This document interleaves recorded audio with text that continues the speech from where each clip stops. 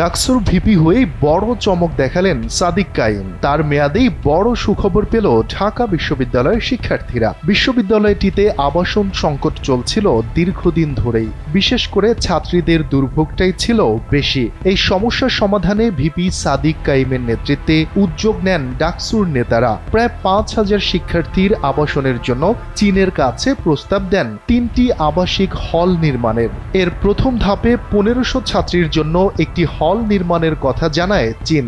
আশ্বাস দেয়া হয় বাকি ৩৫০০ শিক্ষার্থীর জন্য ২টি হল নির্মাণের বিষয়ে শিগগিরই প্রক্রিয়া শুরু করবে দেশটি।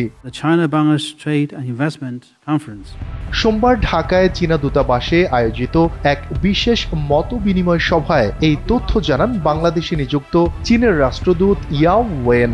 ঢাকা বিশ্ববিদ্যালয়ের কেন্দ্রীয় ছাত্র সংসদ ডাকসু এর নবনির্বাচিত নেতাদের সঙ্গে মত বিনিময়কালে তিনি বলেন, প্রথম ধাপেই প্রায় ১৫০০ ছাত্রীকে আবাসন দেওয়ার মতো হল নির্মাণ করা হবে।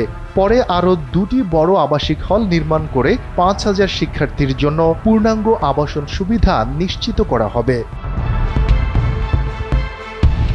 এই সভায় ডাকসুর সহসভাপতি আবু সাদিক কায়েম, সাধারণ সম্পাদক এস.এম. ফরহাদ, সহ সাধারণ সম্পাদক মহিউদ্দিন খান সহ ডাকসুর অন্যান্য নেতারা উপস্থিত ছিলেন। বিশ্ববিদ্যালয়ের পক্ষ থেকে অংশ নেন ডাকসুর কোষাধ্যক্ষ ও ঢাবির ফিন্যান্স বিভাগের চেয়ারম্যান অধ্যাপক ডক্টর এইচ.এম. মোশাররফ হোসেন।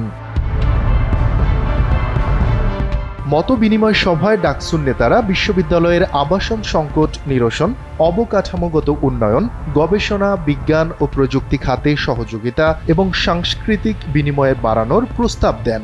রাষ্ট্রদূত ইয়াও ওয়েন ডাকসুর নেতাদের প্রস্তাবে ইতিবাচক সাড়া দিয়ে বলেন, চীন বিশ্ববিদ্যালয় উন্নয়নে সব ধরনের সহযোগিতা করে যাবে। তিনি আরও জানান, দ্বিতীয় ধাপে আরও 2টি হল নির্মাণের পাশাপাশি বিজ্ঞান, প্রযুক্তি, স্বাস্থ্য, ক্রীড়া, গবেষণা, স্কলারশিপ ও সাংস্কৃতিক বিনিময় কর্মসূচিতে যৌথভাবে কাজ করবে দুই দেশ।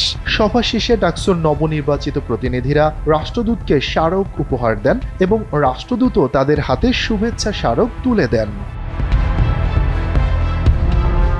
শফিকুল ইসলাম শান্ত, এনপিবি।